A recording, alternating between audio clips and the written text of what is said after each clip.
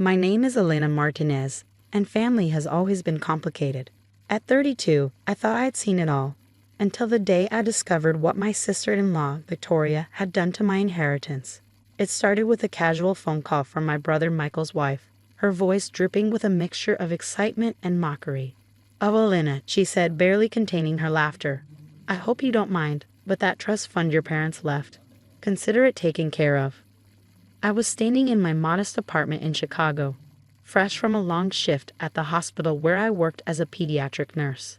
The evening sunlight cast long shadows across the room, creating an eerily perfect backdrop for the moment my world would change. "What are you talking about?" I asked, my hand gripping the phone so tightly my knuckles turned white. Victoria's laugh was sharp, cutting through the phone like a knife. "Those funds your parents set aside, spent every single penny. Michael and I needed a new house, some investments. You weren't using it anyway. The trust fund wasn't just money. It was my parents' final gift, carefully preserved for my future. Mom and Dad had worked themselves to the bone. My father a construction worker, my mother a school cafeteria cook, to ensure their children would have opportunities they never had. I remember the day they told me about the trust fund. It was just months before the car accident that took them both. "This is for your dreams," my mother had said, her weathered hands holding mine. "Whether it's finishing your nursing degree, buying a home, or starting a family, this is your safety net." Victoria knew all of this. She knew exactly what that money meant to me. "You can't just spend someone else's inheritance," I said, my voice remarkably calm despite the storm brewing inside me. "Watch me," she replied. "Michael agrees. It's family money after all, and we needed it more than you." More than me. I was the one working double shifts, paying off student loans, living in a small one-bedroom apartment. Michael and Victoria lived in a sprawling suburban home, drove luxury cars, and took vacations twice a year. The conversation ended with Victoria's final jab. "Don't make this a big deal. Family supports each other." Support. The word felt like a cruel joke. I spent that night gathering every piece of documentation I could find. Bank statements, emails, text messages, anything that might prove what Victoria had done. My fingers moved mechanically, fueled by a mixture of anger and determination. My best friend, Sophia, found me at 3 a.m. surrounded by papers. "Elena," she said, placing a cup of coffee beside me, "what are you going to do?" I looked up, my eyes clear and focused. "I'm going to get everything back." The next morning, I contacted Mr. Rodriguez, the family lawyer my parents had trusted for years. He was old school, the kind of attorney who remembered every client's story, who treated legal work like a sacred profession. "Elena," he said after listening to my story, "this is serious financial fraud. Victoria forged signatures, transferred funds without authorization.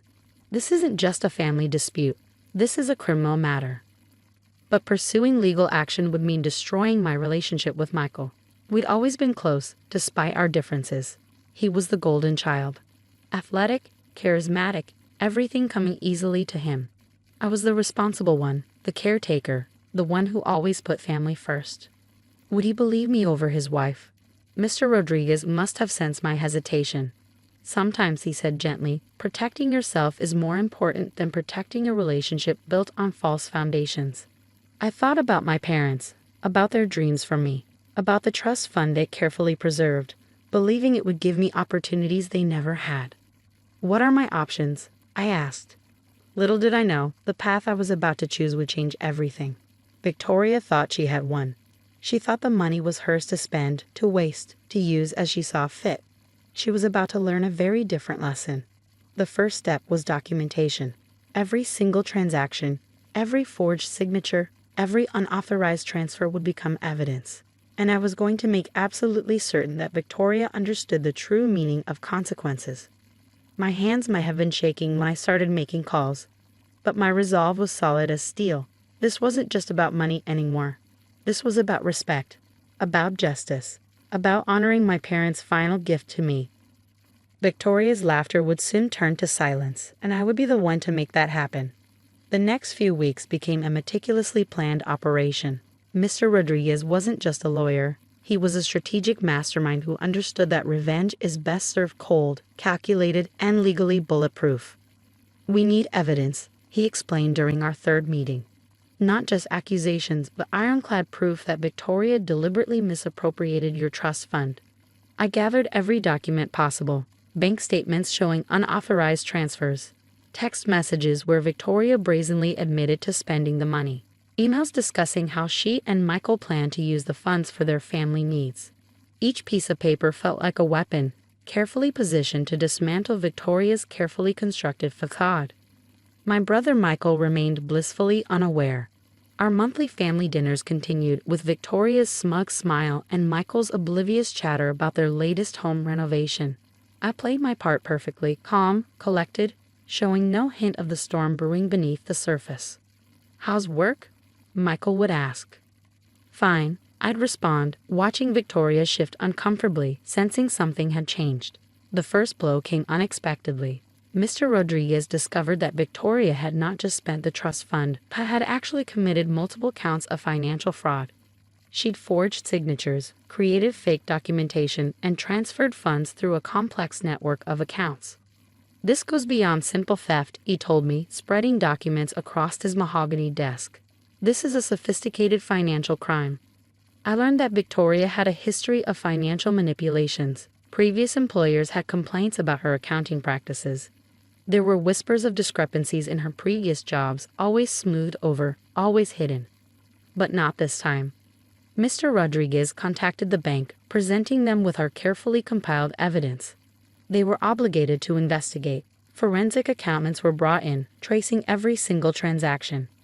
Each revelation was like watching a carefully constructed house of cards begin to collapse. The first official warning came through an official bank investigation notice. Victoria's face went pale when the first letter arrived. I watched her hands shake as she opened the envelope, her confident demeanor crumbling. "What is this?" she demanded during a family dinner, her voice a mix of panic and anger. I met her gaze. Cool. Calm. "Perhaps you should read it carefully." Michael looked confused. "What's going on?" Victoria's attempts to deflect became increasingly desperate. She tried to paint me as the villain, claiming I was trying to destroy their family. "She's jealous," she told Michael. "Jealous of our success, of our life." But the evidence spoke louder than her accusations. Mr. Rodriguez was 3 steps ahead. He filed a formal complaint with the district attorney's office. The investigation wasn't just about recovering the money. It was about holding Victoria accountable for her actions.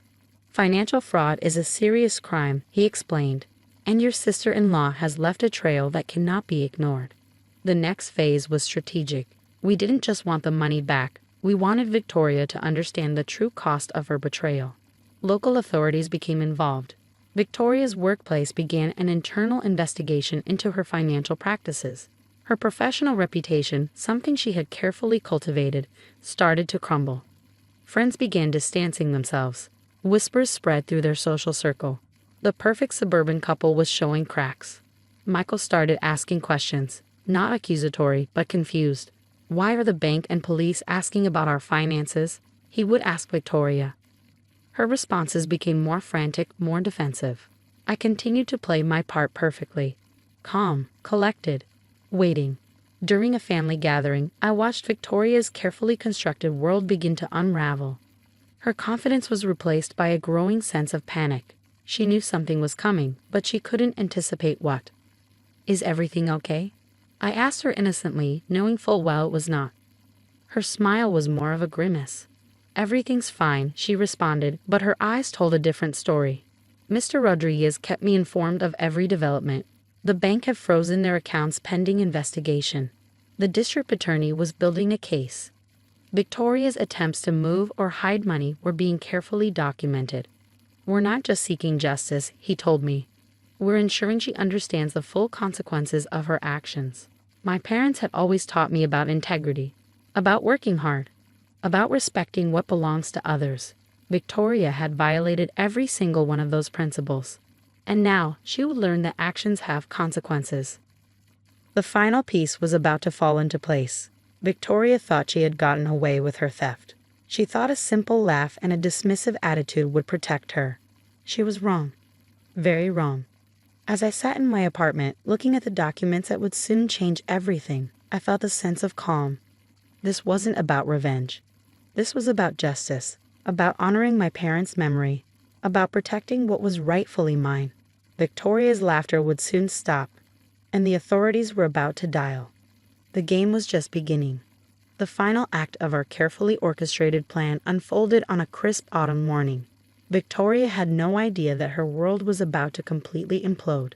The first domino fell when the district attorney's office officially filed charges: financial fraud, identity theft, and multiple counts of unauthorized fund transfer. The documents were comprehensive, leaving no room for interpretation or escape. Michael was the first to truly understand the depth of Victoria's betrayal. During a tense family meeting, Mr. Rodriguez laid out every single piece of evidence: the forged signatures, the unauthorized transfers, the systematic theft of my inheritance. "How could you?" Michael asked Victoria, his voice a mixture of disbelief and anger. "We're family." Victoria's perfectly crafted persona crumbled. The confident, manipulative woman I knew dissolved into a desperate, cornered individual. Her attempts to explain, to justify, became increasingly frantic. "It was just money," she stammered. "I thought you didn't need it." But it was never just about the money. It was about respect, about honoring my parents' final gift, about maintaining the integrity of family. The legal consequences were swift and severe. Victoria lost her job when her employer conducted an internal investigation. Her professional network, carefully built over years, began to disintegrate. Friends stopped calling. Invitations dried up. The financial impact was devastating. Their luxury home went on the market. Michael, caught between shock and anger, began to see his wife for who she truly was. "I've been covering for her for years," he confessed to me during a quiet moment. "I just never saw it." Mr. Rodriguez ensured that every penny was traced. The trust fund wasn't just about money, it was about my parents' legacy, their final gift to me. Each dollar would be recovered, with interest. The bank's investigation revealed a pattern of financial manipulation that went beyond just my trust fund. Victoria had a history of similar actions, carefully hidden until now. The authorities were building a case that would have long-lasting consequences. During the legal proceedings, I remained calm. This wasn't about vengeance. This was about accountability. My mother's words echoed in my mind. "Integrity matters more than anything," she'd always said. I was proving her right. The turning point came during a family court hearing. Victoria, once so confident, now looked small and defeated. Her attempts to manipulate the situation fell apart under the weight of documented evidence. "I just wanted to help our family," she claimed. But help wasn't theft. Help wasn't betrayal. Michael stood by my side during the proceedings. The brother I've loved my entire life was seeing the truth. Not through anger, but through clarity. "I'm sorry," he told me after one particularly difficult hearing. "I should have seen this years ago." The financial recovery was just the beginning. My trust fund was fully restored, with additional compensation for the unauthorized use.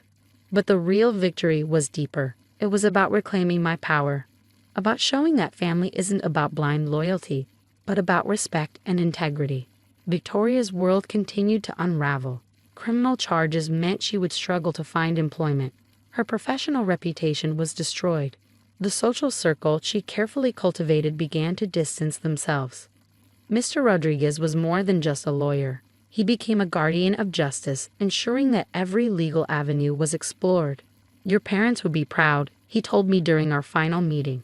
The money was important, but the restoration of my family's dignity was priceless. Michael and I began to rebuild our relationship, not as it was before, but as something more honest, more real. He understood now the true meaning of family. "I misjudged you," he admitted. "I always thought you were the quiet one, but you're the strongest of us all." As the legal proceedings concluded, I felt a sense of peace. This wasn't about winning or losing. This was about standing up for what was right. My parents had always believed in me. They had saved this trust fund as a testament to their love, their hope for my future. Victoria had tried to steal that hope. She failed.